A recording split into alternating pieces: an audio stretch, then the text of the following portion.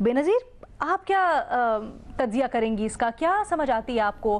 कल साबिक़ वज़ीर आज़म ने प्रेस कॉन्फ्रेंस भी की, उससे क्या आपने अंदाज़ा लगाया? और फिर जिस तरह से फवाद चौधरी, दीगर रहनुमा टॉक शोज़ में भी आ रहे हैं, क्या एनालिसिस करती हैं आप? क्यों नहीं दे रहे ये लोग कोई पोजीशन खुलकर? अलीना, मेरे ख्याल से क्योंकि काफ़ी देर से पीटीआई जो है वो गुड कॉप बैड कॉप खेल रही थी इस्टेब्लिशमेंट के साथ। एक तरफ कहा जाता था कि हम इस्टेब्लिशमेंट की बहुत इज़्ज़त करते हैं, हमारे बड़े अच्छे ताल्लुकात रहे हैं इस्टेब्लिशमेंट के साथ, लेकिन दूसरी जानिब हम देख रहे थे कि सोशल मीडिया में हर दूसरे दिन इस्टेब्लिशमेंट के ख़िलाफ़ कोई ना कोई ट्रेंड चलता था। फिर उसके बाद कुछ इस किस्म के सख्त तनकीद भी होती थी पीटीआई की क़यादत की तरफ से इस्टेब्लिशमेंट पे, DGISPR के बयान पे। इमरान खान साहब ने मीर सादिक, मीर जाफ़िर का एक जलसे में जिक्र भी किया, बाद में जल्दी से उन्होंने कहा नहीं हम किसी इदारे की बात नहीं कर रहे थे, मैं तो शहबाज शरीफ साहब की बात कर रहा था।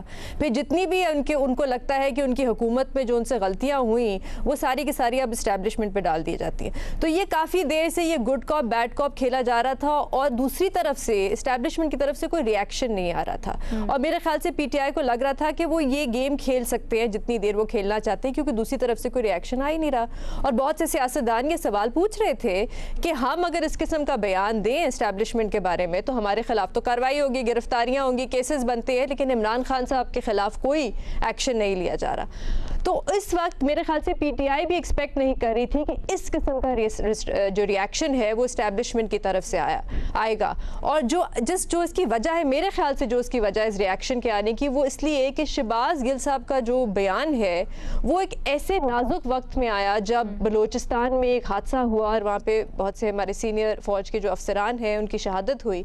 उस वक्त उस कॉन्टेक्स्ट में अगर देखा जाए तो तब शहबाज गिल साहब का ये बयान आया, जिसकी वजह से मेरे ख्याल से एक बहुत ही एक एक्सपेक्टेड रिएक्शन था एस्टैब्लिशमेंट की तरफ से कि इस किस्म का रिएक्शन आएगा।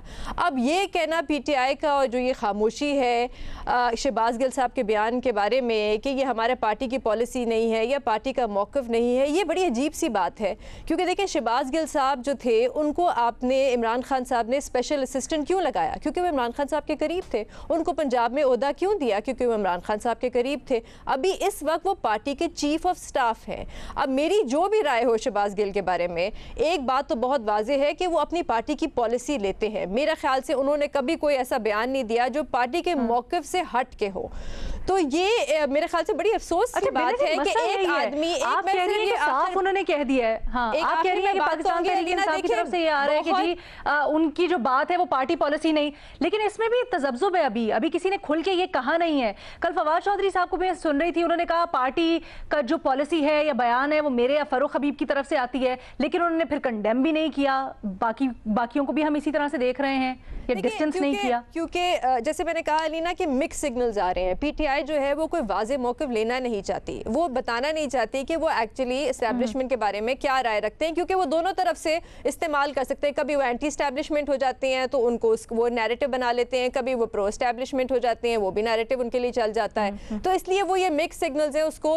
लेकिन बड़े अफसोस की बात है अलीना कि एक आदमी पे जब बुरा वक्त आया तो उसको पूरी पार्टी ने और पीटीआई की लीडरशिप ने लवारिस छोड़ दिया।